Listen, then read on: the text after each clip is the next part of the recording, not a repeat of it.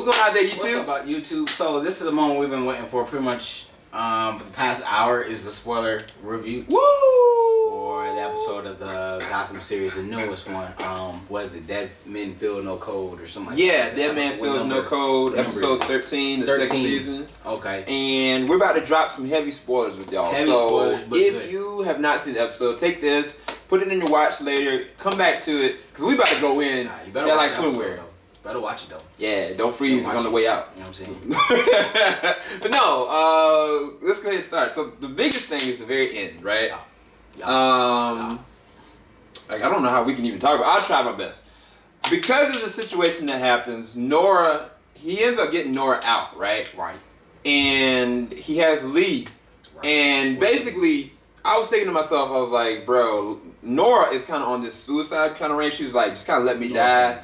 And she decides that when he's about to, you know, alternate, like, and put her through the process of being frozen cryogenically, she tells him to go and get her necklace. Right. And it's the classic Nessie that we remember from, like, the animated series and even in the terrible travesty that is Batman and Robin, he goes and gets the necklace. And she goes and tricks, you know, Lee into going to get her some water, which Lee should have known better. And she goes and switches out the cartridge and she basically sets herself up to die. Because as soon as he starts to freeze her, she starts to crack. And I was like, no, they can't kill nor freeze. Like, what is going to be his reasoning to continue going? And I don't know if I like that or I dislike that. Because I like it because I didn't expect it. But then I dislike it in this concept that, like, he has nothing moving forward to live for. Even though he does something crazy and takes the same exact cartridge and basically tries to kill himself, freezing himself to death. He makes it out alive. And Hugo Strange in Indian Hill has him captured. And basically it's like, look, regardless of your wife dying, like there are more things after death that you need to continue for. But then we see the crazy shot. That's why I had to go through all that to get y'all to this point. Is we see in tubes Theo Gallivant and Jerome. And I'm pretty sure I actually saw, what's her name? Fish Mooney. Oh snap! I think I saw all of them, dude. I was looking for Jerome. After I seen that first two, I was like, all right, where Jerome at? And like, I just knew it. I just knew he's back there. And who was the person that got their arm chopped off? Because there was somebody in the series that got their arm chopped off and died. I forgot. I can't remember. But either way, Jerome is coming back. Yeah. The dude is going to be brought back to life. I don't know in what capacity. I know that whatever Hugo Strange wanted with that vial, it has to do with the reanimation of living or dead tissue. And I think that's the reason why he wanted it. And I would dare I say that I think that he found a way of preserving Nora's life. If he can bring somebody back from the dead like Theo Gallivant and bring their body completely preserved, I'm pretty sure he can find a way of keeping her alive. And even with the animated series, like, that was the main thing, is that he was trying to find a way to bring her out of that suspended animation because of her sickness. And I mean, for them to just kill her like that and him having nothing to hold on to, I think that would remove so much substance from his character arc. I just can't imagine him just killing her like that. Yeah. But I don't know, what was one of the things that you wanted to talk about that, or either something bigger? So what I hoped would happen during that whole scene with Mr. Freeze and his wife. Basically, I wanted the cops to bust in right when he was about to stop it. Yeah. And then take him. And then she ends up dying and this dude just hates everything. Yeah. Like, that would have been so much more cool. This guy just goes on like a freezing rampage or something like that. I don't know. Maybe he has like one last freeze bomb and he gets caught. Well, he does like a kamikaze thing and then that reverses and then brings him back and then, you know what I'm saying, he's still Mr. Freeze as we know. That would have been, I felt that would have been like something probably a little bit more interesting for me. Is it predictable? Yeah, but it's what I wanted to see. And I was kind of deprived of that, but it's all good. Now, the fact that she killed herself kind of just, I mean, with that being done, it's like, I don't really see him being a villain anymore. Like, you know, I just see him like, you know, I don't know, like, you know, just being in a cell and, you know, reading books or something like that. I don't know, like in a park or something, just trying to like, I don't know, like elevate his psyche or just like his mental state. Yeah. I don't see him going out and really killing nobody because before you see him killing for his to try to save his wife. Now that his wife killed herself, it's like it takes away the purpose of him being a villain. Yeah. You know? So didn't really like that. It was sad, you know, it's heartfelt, but I don't really see him being a villain after this point. Yeah. What motivates him to be a villain after this point? Exactly. That's my whole thing. Now, my dude, let's talk about my dude Penguin though. So my dude Penguin's up here being tortured by Doctor Strange, right? And they're up here talking like, and then Miss Peabody was talking to Doctor Strange, just like, yeah, it's a stupid name, but she was talking to Doctor Strange like, I know you said there's no hopeless cases, but in this case, a gentleman might be. And, you know, they had a little dialogue, whatever. Basically, Penguin's being tortured, and this dude's, like, fighting back, like, mentally.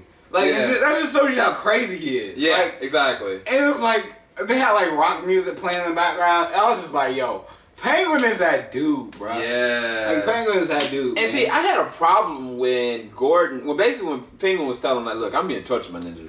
Like, you need to get me out of here. And, like, Gordon just kind of, like, two-faced him, kind of. Basically. Like, I mean... No pun intended. Like, my thing is that, one, just thinking rationally, this man has every bit of dirt that you've ever done. Everything you've ever done. And then, from the second side of that, it's like, oh, you're going to just sit there and shift this dude? Exactly. That's got this much power? If he do get out, you wouldn't want to make an enemy out of this ninja? Yeah. And now, Hugo Strange got dirt on him because he didn't, like, be like, all right, look, if I can do it, I'll try to get you out. That's all he had to say. Yeah. Dang, my bad.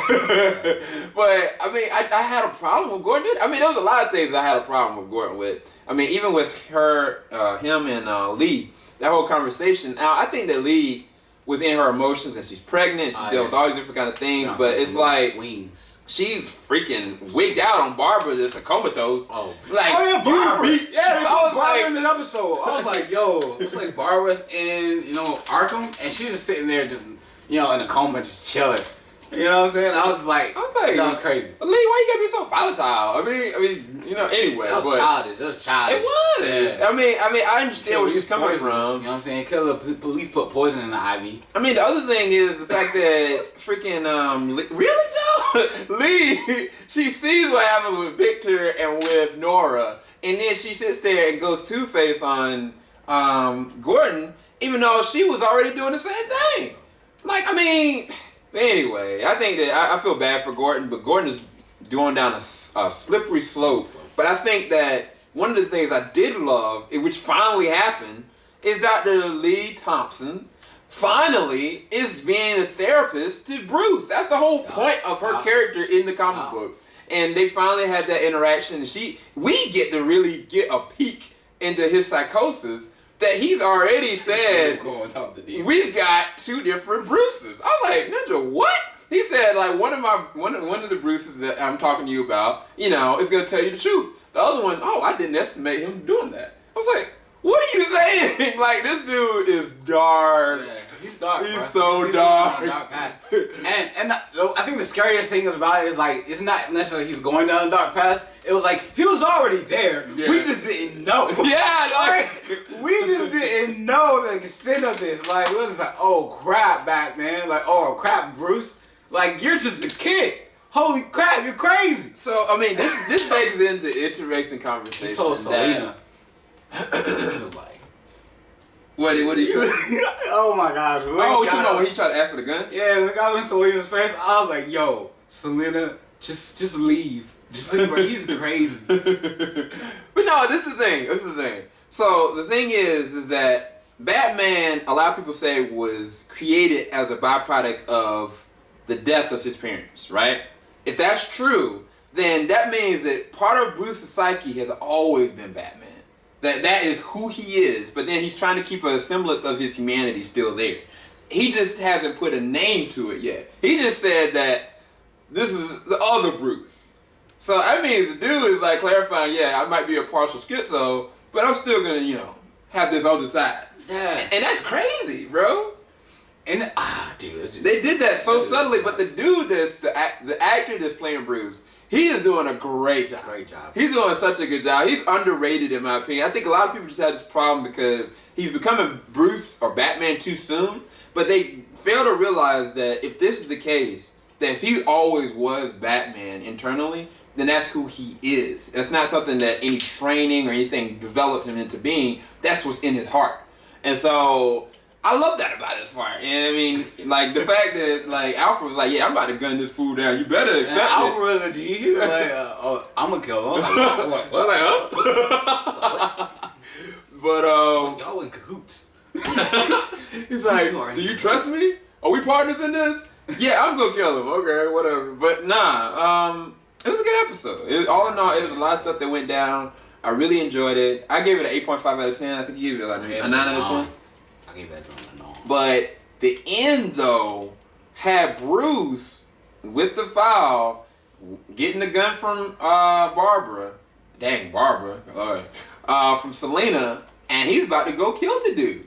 And I think that this is the thing, my theory for the rest of it. I'm not going to say anything else. My theory is that the person who's going to stop him is going to be Gordon. Because Gordon was the one that kept him sane when his parents died. If any other person can talk him out of doing this, it's going to be Gordon. And I think that in him doing that, that's going to take him back down the right path he needs to go. And that's my theory of what's going to happen at the end of the next episode. I don't know. We'll see. But you got any closing thoughts? Nah, man. We, y'all, thanks for watching. Yeah. Hopefully, leave in the comment section below if y'all want Joe to be a part of the live streams. Leave in the comment section. I'll mess it up, man. And we'll definitely eat it. I'm gonna be just ratchet. I'm gonna be eating food and just with my mouth all over. I'm gonna be farting on the couch.